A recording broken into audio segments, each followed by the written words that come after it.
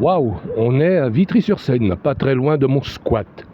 Certains prétendent que je vais cesser de faire des vidéos où je dénonce les magouilles et écrire des articles où je dénonce également des magouilles dès que je serai expulsé. Alors je tiens à vous dire une chose, dès que je serai expulsé, c'est-à-dire normalement le mois prochain, faites-moi confiance.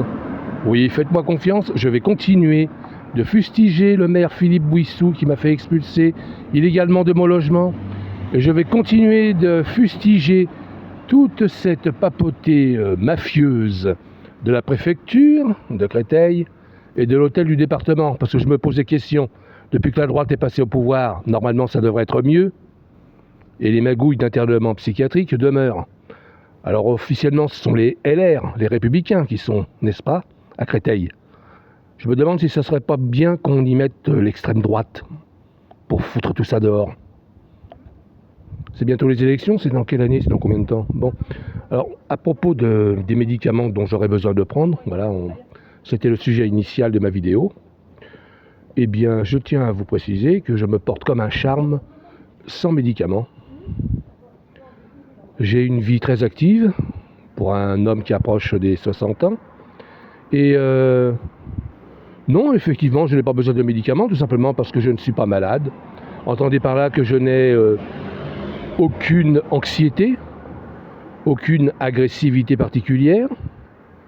Je ne suis pas incohérent, je n'ai pas, de troubles, je ne sais pas comment décrire ce genre de symptômes physiques et en même temps psychiatriques.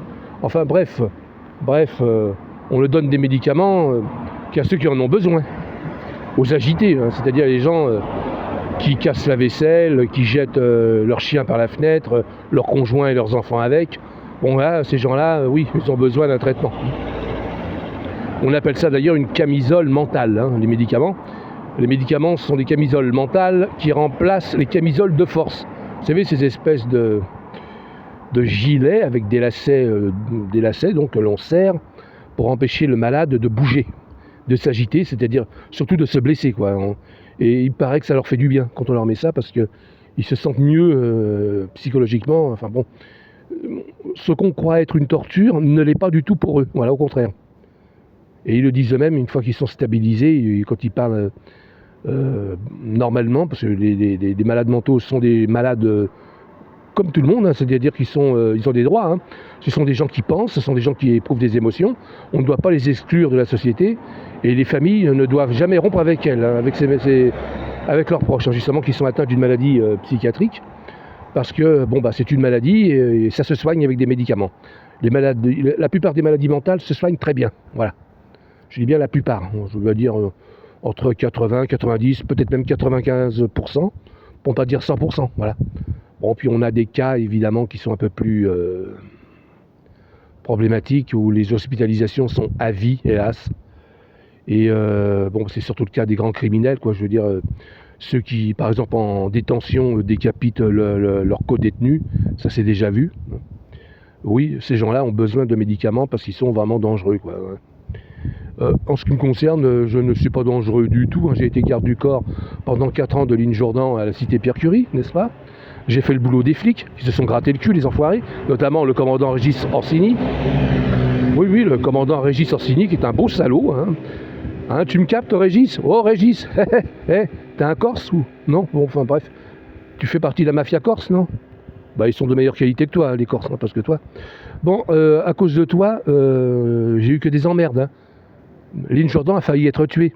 Et tu vois, il y a un de tes copains, là, peut-être, un avocat, si tu vois ce que je veux dire, à Charenton. Hein.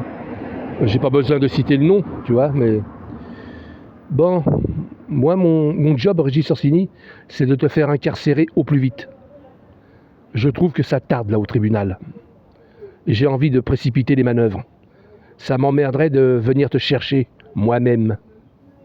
D'accord? Alors je préfère que tu te rendes directement aux autorités, que tu avoues ton crime.